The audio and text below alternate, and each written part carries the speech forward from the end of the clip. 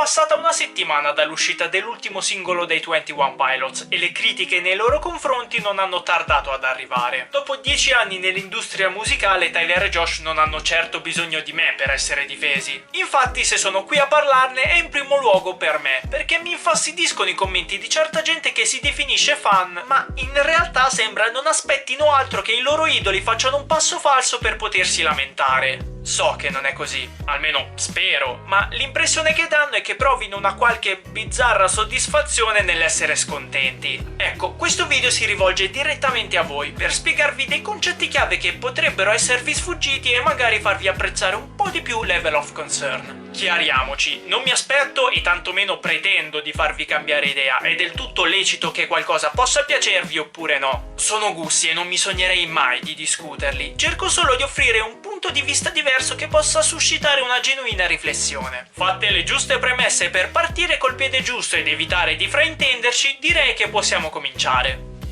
La frase che sento più di frequente è che sia una canzone commerciale. Ed è verissimo, chi dice il contrario sta negando l'evidenza. Prendi una musica ballabile e un testo semplice con argomenti di tendenza e al 100% hai fatto una hit. Eppure molti di voi si sono fermati a questi elementi superficiali senza scavare a fondo e interrogarsi sulla ragione dietro a una scelta del genere. A meno che non eravate a meditare nel deserto assieme a Jared Leto, immagino sappiate che c'è una pandemia in corso e a mio modesto parere è già una situazione delicata. Non credo sarebbe stato l'ideale se Tyler e Josh avessero optato per un mood più cupo. In un momento in cui l'umanità è divisa, una delle poche cose in grado di unirci è proprio la musica. Abbiamo un'enorme necessità di distrarci e sentirci rassicurati e Level of Concern fa esattamente questo. Ma cosa più importante, parte dei guadagni verrà donata come sostegno economico per i lavoratori dell'ambito concertistico attualmente disoccupati, dato che i musicisti di tutto il mondo sono stati costretti a sospendere i loro tour e io non vedrò mai My Chemical Romance e questo biglietto me lo posso pure infilare nel culo. E mi pare chiaro che il miglior modo per sostenere una causa sia fare in modo che raggiunga il maggior numero di persone possibile, cosa la quale sarebbe stata alquanto più ardua se i 21 Pilots avessero rilasciato un pezzo più introspettivo e malinconico. A mio parere è un tantinello troppo comodo dar loro dei venduti in base al vostro livello di gradimento. Cioè, se una canzone vi piace, allora sono la band di un tempo, altrimenti si sono lasciati comprare dal vile denaro?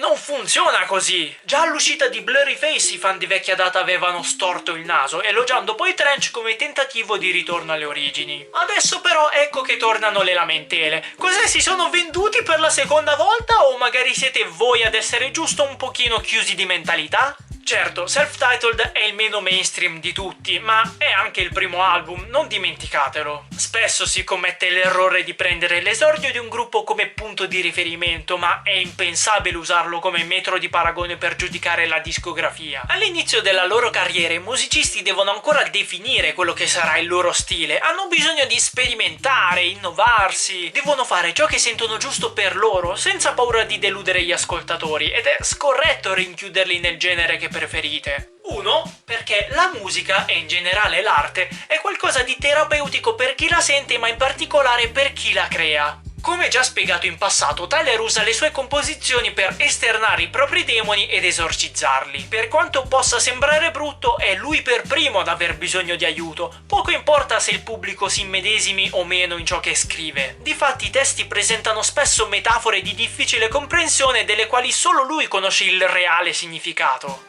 Quindi, se amate tanto la roba vecchia, ascoltate la roba vecchia, tanto lì sta, nessuno ve la tocca. Poiché con queste polemiche state anteponendo senza rendervene conto il vostro diletto alla loro sanità mentale. Visto che quei due, piuttosto di scrivere cose che non rispecchiano i loro sentimenti, smetterebbero di fare musica e dubito che a voi piacerebbero canzoni con testi di convenienza. Non sono tenuti ad accontentarci, di conseguenza limitate i capricci. Sono persone, non macchine, e in quanto tali hanno bisogno di libertà.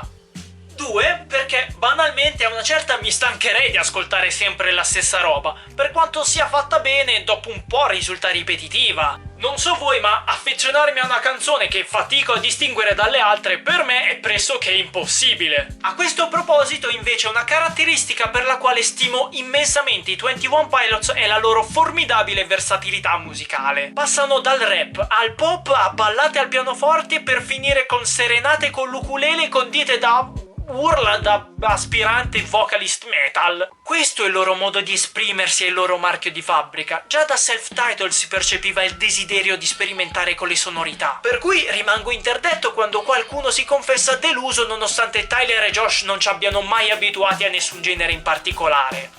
Voglio dire, siamo al quinto album e ancora vi meravigliate se alternano roba profonda a pezzi più radiofonici? A ogni modo, in tutta questa imprevedibilità, delle sicurezze per il futuro le abbiamo. Una è il ritorno delle canzoni depresse, quindi tranquilli.